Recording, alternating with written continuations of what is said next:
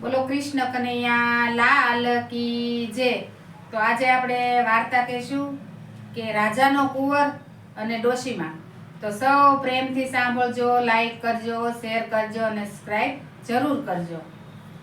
એક ડોશીમાં હતા, ગામના નદી કિનારે ઝૂંપડું વાળીને રહેતા હતા। ડોશીમાને કાંઈ સંતાન નહોતું, તો ડોશીમાએ એક ખિસકોલી પાળી। ખિસકોલી પાળીને ડોશીમાં રોજ એને ખિસકોલીને તો લાડ લડાવે, પ્રેમથી હાચવે પોતાની દીકરી માને। પછી ડોશીમાં રોજ સવારે ખિસકોલીને હાથ કરે કે ટીપું પાણી પીનારી, બટકુક રોટલો ખાનારી, ઉઠ માડી ઉઠ। એવી રીતના ખિસકોલીને રોજ ડોશીમાં હાથ કરે અને ડોશીમાં ખિસકોલી હારે જીવન ગુજારે।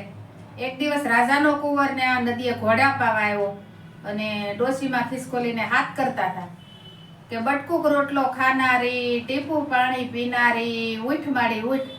રાજાનો કુંવર તો કામ દઈને સાંભળે કે અરે આ ડોશીમાને આવી મસ્ત દીકરી છે કે બટકુક રોટલો ખાનારી, ટીપું પાણી પીનારી, ઉઠ માડી ઉઠ। તો રાજાનો કુંવરને વિચાર આવ્યો કે મારે આ છોકરી હારે લગ્ન કરવા છે। રાજાના કુંવર તો ઘરે ગયા અને રીસાઈને ઘોડામાં જઈને હોઈ ગયા।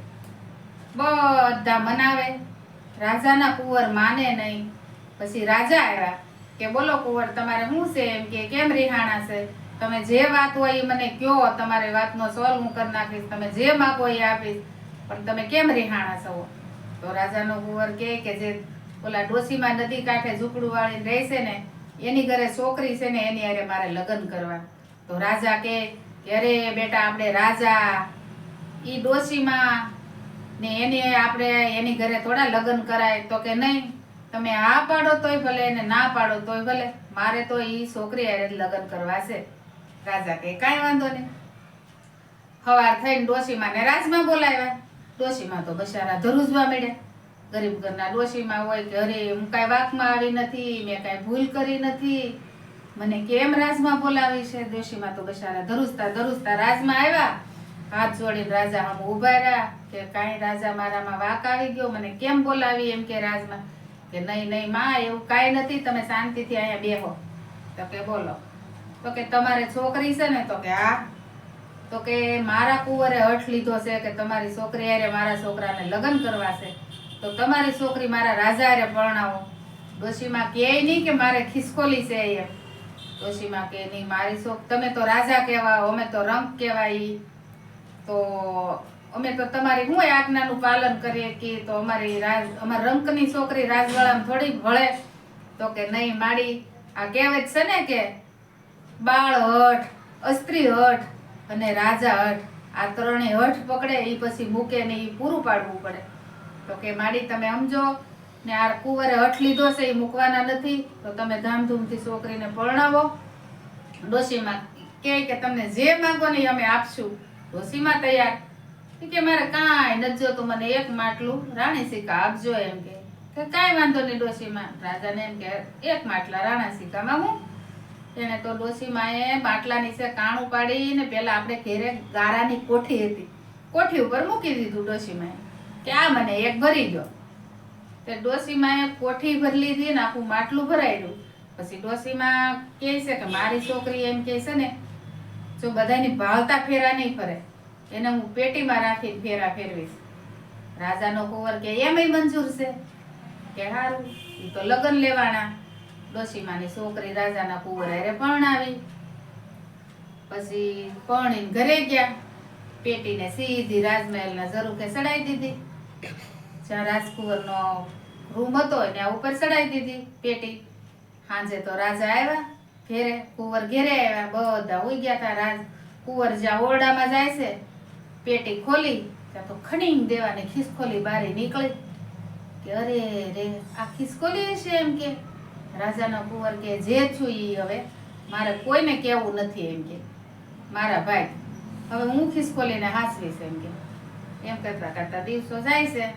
પછી એક દિવસ રાજમહેલમાં કઈ પ્રસંગ સારો આવ્યો ને કહે છે કે રાજાના કુંવરને કે તારી બાઈને કહેજે આપણા પ્રસંગ આવવાનો છે, તો ઘેરે ગાયરું કરવાની છે, ઘર હારા કરવાના છે, તો રાણી આવે ઉપરથી ને થોડું ખારું કરાવે ને બધી ડિઝાઇન પાડે તો કે નહીં, મારા રાણી રાજા કે એમ નો બહાર આવે, એના ભાગનું જેટલું કામ હોય ને એટલું તમે બધું મૂકી દેજો, એ રાતે કરી નાખશે એમ કે.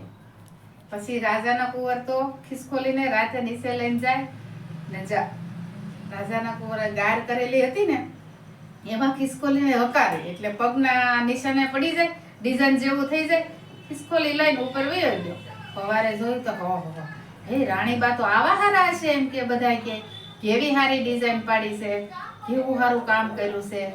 પછી પાછા કે રાજમાંથી કે આજ તો છે ને બધા ચોખા ને ઘઉં ને સાફ કરવાના છે, તો તમે રાણીબાને કહેજો કે નીચે આવે. તો કે નહીં, એના ભાગના હોય ને તમે મૂકી દેજો, એ હાંજે સાફ કરી નાખશે. ખિસકોલી તો જે આવી તે મોઢે મોઢેથી બધા હાળવા ફોતરા વીણી ફોલી આ તાંગડા જેવું અનાજ કરી દીધું. એમ કરતા કરતા દિવસો જાય છે. રોજ રાજાનો કુંવર એને બટકુક રોટલો મૂકે ને કટોડિયામાં પાણી ભરીને મૂકે, તે ખિસકોલી ખાય ને મજા કરે. એક દિવસ રાજાના કુંવરને બહાર જવાનું થયું તો કે 2 બટકા રોટલાના મૂકતા ગયા, 2 કટોડિયા પાણીના ભરીને મૂકતા ગયા. રાજાના કુંવર બાણું બંધ કરીને બહાર વહી ગયા ઘોડા ખેલવા. તો રાજાના ખિસકોલી બિચારી પાણી પીવા ગઈ ને ત્યાં કટોડિયો ઢોળાઈ ગયો, પાણીનો કટોડિયો ઢોળાઈ ગયો. ખિસકોલી મનમાં મૂંઝાણી, હવે શું કરવું? રાજાના કુંવર ઘેરે નથી, મને કોણ પાણી પાહે? અડધી રાતથી કટોડિયાનો ગાળિયો કરી ને ખિસકોલી જે ઉપડીને નદીએ તે પાણી ભરવા ગઈ. બધા હોઈ ગયા. પછી પાણી ભરવા ગઈ બિચારી ખિસકોલીથી થોડું હલાય, ગળામાં કટોડિયો, જ્યાં પાણી ભરીને હાલવા જાય ત્યાં કટોડિયો ઢોળાઈ જાય, જ્યાં પાણી ભરીને હાલવા જાય ત્યાં ગળામાંથી કટોડિયો ઢોળાઈ જાય. એમ કરતા કરતા શંકર અને પાર્વતી હાલ્યા આવતા હતા, મૃત્યુલોક જોવા આવતા હતા. બધું જોઈને હાલ્યા આવતા હતા. તો પાર્વતી માતા કે ભોળાનાથ સાંભળો છો એમ કે? તો કે હું? તો કે ઓલી ખિસકોલી છે ને એ કેટલી દુઃખી થાય છે બિચારી, એમ કે ઈ પાણી ભરે છે, હાલવા જાય છે, ત્યાં કટોડિયો ઢોળાઈ જાય છે. તો ભોળાનાથ એક કામ કરો ને એમ કે તમે એને કાંઈ ઉપાય કરો, એને અસ્ત્રી બનાવી જોઈએ એમ કે. એ કે જો પાર્વતી, મેં કીધું તું ને કે મૃત્યુલોકમાં મારે એને આવવું હોય તો તમારે શાંતિથી મૌન થઈને બધું જોઈએ રાખવાનું. આવા તો જીવજંતુ કેટલા એવો હવના કર્મે હવ જીવતા હોય. જો આવું બધાનું આપણે સૃષ્ટિની અંદર કરવા રહી તો પોતપોતાના કર્મ તો પોતાને ભોગવવા જ પડે. તો કે પાર્વતી માતાએ હઠ લીધો કે નહીં, એ ખિસકોલીને સ્ત્રી બનાવો તો જ આ નગર ના. પાર્વતી માતા મદની માગ થઈને ભોળાનાથની જટામાં ગળી ગઈ. ભોળાનાથ તો મૂંઝાણા કે પાર્વતી ક્યાં વૈયા ગયા છે, હવે શું કરવું? ભોળાનાથ કે પાર્વતી, તમે જ્યાં ગયા હોય ત્યાંથી પાછા આવો ને આ એક વસન હું તમારું પાળું છું, હવે પછી તમે આવું હઠ નહીં પકડતા. પાર્વતી માતા ભોળાનાથની જટામાંથી મદની માખી બની ગયા હતા. એ પાછા આવ્યા અને શંકર ભગવાને હાથમાં પાણી લઈ ને ખિસકોલી માટે અંજળી સાટી. તો ખિસકોલી તો 16 વર્ષની સુંદરી બની ગઈ. 16 વર્ષની સુંદરી રૂમ ઝૂમ કરતી આવીને એની મેળીએ સડી ગઈ. આમથી રાજાના કુંવર 2 દિવસે ઘરે આવ્યા તો એ નીતોભાઈ હોનાને ઈંડોળે કડાક કડી એક રૂપના અવતાર જેવા 16 વર્ષની સુંદરી હિસકે. રાજાના કુંવર તો ક્રોધે ભરાણા ને તલવાર કાઢી કે બોલ, તું કોણ છો? એમ કે ભૂત છો, પલિત છો, ડાકણ છો? એમ કે તું ખિસકોલીમાંથી સ્ત્રી કેમ બની ગઈ છો? એમ કે સાચું બોલ, નકર તારું ગળું કાપી નાખું. એમ કે ઓલી સ્ત્રી તો રાજાના કુંવરને પગે પડી ગઈ કે એવું ન કરતા સ્વામીનાથી, કે હું ખિસકોલી જ છું, પણ તમે જે મારી હાટું પાણી ભરીને ગયા હતા ને, તમારે 2 દિવસ થઈ ગયા, હું પાણી પીવા ગઈ ને તમારે કટોડિયો પાણીનો ઢોળાઈ ગયો, પછી મારથી તરશું તો રહેવાય નહીં. પછી આ બધા રાતના હોઈ ગયા. હું નદીએ પાણી ભરવા ગઈ તો શંકર પાર્વતી નીકળ્યા અને પાર્વતી માતાએ હઠ પકડી કે આ ખિસકોલીમાંથી અસ્ત્રી બનાવી દો.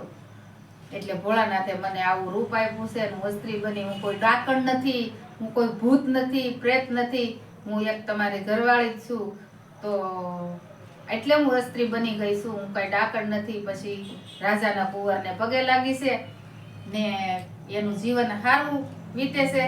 પછી તો રાજમહેલમાં રાણીને હેઠા ઉતારે છે અને બધા જોવે છે કે આહા એ રાજા તો આવા રાણી પરણીને લાવ્યા છે. રાણી તો બહુ રૂપાળા છે, પણ જેની ઉપર ભગવાનની કૃપા વસી હોય ને જેને માં ભગવતીએ એને જો 16 વર્ષની સુંદરી બનાવ્યા હોય તો એ રૂપના થોડા કાંઈ કમી રહે.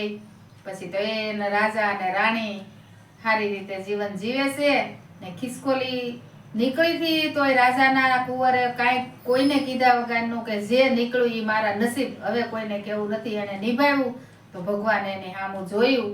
જો એ વખતે એને ખિસકોલીનો ત્યાગ કરી દીધો કે ઓહો આ તો ખિસકોલી છે, તો નો એને ભગવાન મળત કે નો એ સ્ત્રી બનત. તો જે આપણા નસીબમાં હોય એ આપણે માન્ય કરી લઈ અને વધાવી લઈ તો કુદરતી આપોઆપ આપણને એમાં કુદરત રાજી થાય જ છે અને આપણને સારું થાય જ છે બધું. તો મારી વાર્તા સારી લાગી હોય તો સૌ પ્રેમથી સાંભળજો, લાઈક કરજો ને એક સબસ્ક્રાઇબ કરો, તે મારા માટે બહુ જરૂરી છે. તો સૌ પ્રેમથી સબસ્ક્રાઇબ કરજો.